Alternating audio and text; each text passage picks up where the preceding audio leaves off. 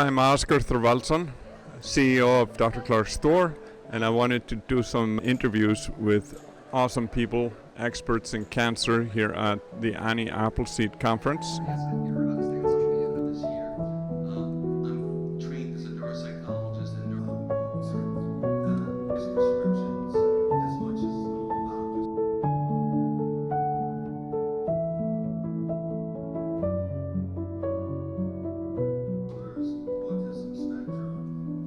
So I'm looking forward to get some people to talk to. Thank you. Well, I'm Oskar Thorvaldsson with Dr. Clark's Store, and I have Ksenia Malarkey here, and she has quite a bit of an interesting story about longitudinal and observational studies. But first tell us, what organization are you with? Yeah, I am from Oncology Association for Naturopathic Physicians. Okay. And what do you guys do over there? We are a group of licensed NDs that focus in integrative oncology and standardizing treatment and providing evidence-based research for integrative oncology patients. Oh, wonderful. So, and what is your experience of this field now? For how long time have you been in this? Been in practice for 6 years. Okay. So long enough to know that it's the Wild West of cancer or integrative cancer out there. Yeah, and so the Wild West is often described when used when there's no really an organization around it. Is that right? Yes. And so, how could we organize all this information? Because we both know that there's a lot of good integrative, holistic care being provided, and we hear all the time about people being cured of cancer and using all kinds of methods that are not necessarily or that have nothing to do with patented medicine and the usual route. So how can we organize these things? Well, I wish that we can do a randomized control study for every one thing, but that would be completely impossible at this point.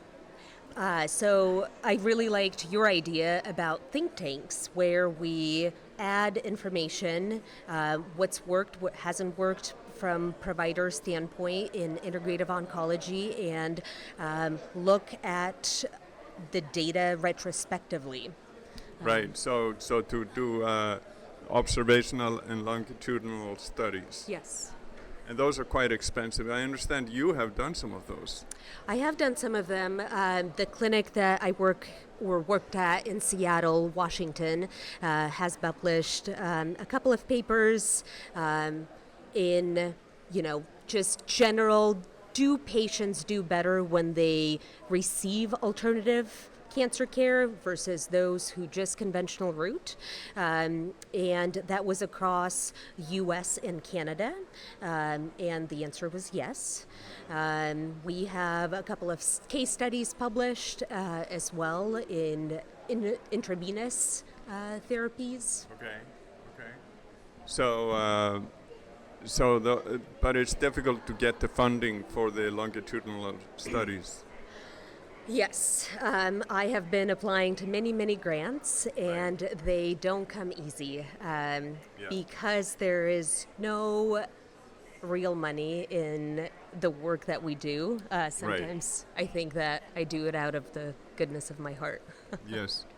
Yeah, I think many people in the holistic healthcare industry feel the same way. Yeah.